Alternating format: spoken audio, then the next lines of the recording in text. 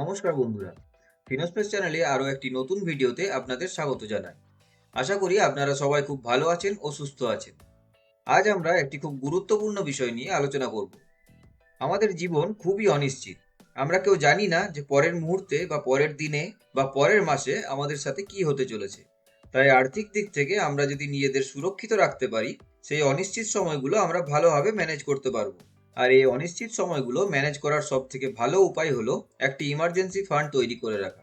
তো চলো আমরা এবার ইমার্জেন্সি ফান্ড নিয়ে জানবো, আর এটা আমরা কিভাবে তৈরি করব আর এই টাকাটা কোথায় কিভাবে রাখলে আরো বাড়াতে পারবো সেটা জানবো। ইমার্জেন্সি ফান্ড আমরা কিভাবে বানাবো সেটা দেখার আগে আপনি একবার ভেবে দেখুন তো, যে পরের মাসে হঠাৎ কোনো কারণে আপনার জবটা চলে গেল, বা হঠাৎ আপনার বাড়ির কারো শরীর খারাপ হলো, তার হসপিটালের বিল আপনাকেই পেমেন্ট করতে হলো, তখন আপনার কাছে ধরুন টাকা নেই। তাহলে আপনি তখন সেই সিচুয়েশনটা ম্যানেজ করবেন কিভাবে? হয় আপনি যে টাকাটা কোথাও ইনভেস্ট করে রেখেছেন সেখান থেকে টাকা নিয়ে আপনি এই সিচুয়েশনটা ম্যানেজ করার চেষ্টা করবেন, বা কারোর কাছে ধার করে এই সিচুয়েশনটা ম্যানেজ করবেন। কিন্তু আপনার যদি একটি ইমার্জেন্সি ফান্ড রাখা থাকতো, তাহলে আপনি সহজেই এই সিচুয়েশনটা ম্যানেজ করে নিতে পারতেন। ও আচ্ছা, জবের ব্যাপারটা তো বলাই হলো না। আপনার কোনো কারণে ধরুন জবটা চলে গেল, তার পরের দিনেই তো আপনি আরো একটা জব পাবেন না। নতুন জব পেতে পেতে 3 থেকে 6 মাস তো লেগে যেতেই পারে। তখন কি করবেন ভেবে দেখেছেন? তখন কি আপনার বাড়ির খরচা কমে যাবে? আপনার তো তখন ইনকাম বন্ধ, তাহলে তখন কিভাবে ম্যানেজ করবেন? আর এইসব সিচুয়েশনগুলো ম্যানেজ করার জন্য ইমার্জেন্সি ফান্ডের প্রয়োজন। ইমার্জেন্সি ফান্ড আমরা কিভাবে তৈরি করব সেটা দেখে নিই। প্রথম স্টেপ, প্রথমে আমরা দেখব আমাদের মান্থলি এক্সপেন্স, মানে rent, gas bill, grocery, electric bill ইত্যাদি ফিক্সড খরচা, যেগুলো আমাদের প্রতি মাসে করতেই হবে, সেই খরচাগুলো ক্যালকুলেট করব। এখানে কিন্তু বাইরে ঘুরতে যাওয়া বা খেতে যাওয়া এইসব এক্সট্রা খরচাগুলো ধরবো না, কারণ ইমার্জেন্সি বা খারাপ সিচুয়েশনে আমরা নিশ্চয়ই এইসব খরচা করব না। আর এইসব এক্সট্রা খরচাগুলো যোগ করলে একটা বড় অ্যামাউন্ট হয়ে যাবে, আর সেটা দেখে অনেকেরই মনে হতে পারে আবার আলাদা করে ইমার্জেন্সি ফান্ড করার কি দরকার। দ্বিতীয় স্টেপ, এক মাসে আমাদের মোট কত খরচা হচ্ছে সেটা ক্যালকুলেট করে আমরা 6 মাসের টোটাল খরচা কত হচ্ছে সেটা দেখব। ধরুন আপনার এক মাসে খরচা হচ্ছে 15,000 টাকা, তাহলে 6 মাসের টোটাল খরচা হলো 90,000 টাকা। প্রথমে আমরা 6 মাসের টার্গেটটা ফুলফিল করব, তারপর আমরা 9 মাস এবং 12 মাসের টোটাল খরচাটা রাখার চেষ্টা করব। কিন্তু মিনিমাম 6 মাসের জন্য ইমার্জেন্সি ফান্ড রাখাটা খুবই প্রয়োজন। এরপর আমরা দেখব আমরা কোথায় টাকাটা রাখবো।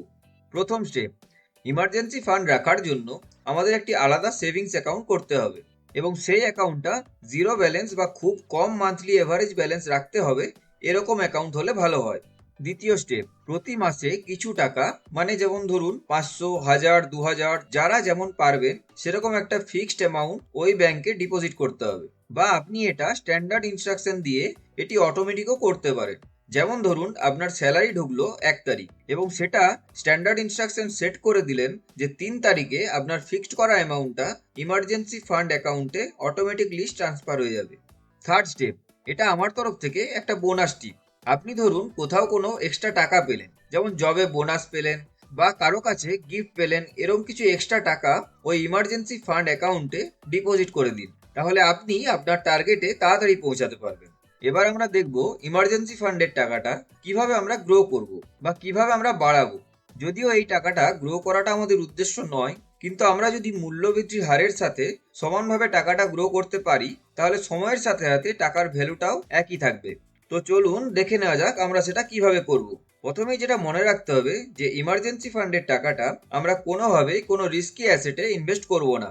আমরা এই টাকাটার কিছুটা অংশ, মানে ধরুন 10% আমরা সেভিংস অ্যাকাউন্টে রাখবো, এবং এই 10% টাকাটা পেরিয়ে গিয়ে যখন 5,000 বা 10,000 টাকা হবে, তখন সেটা ফিক্সড ডিপোজিট করে দেবো।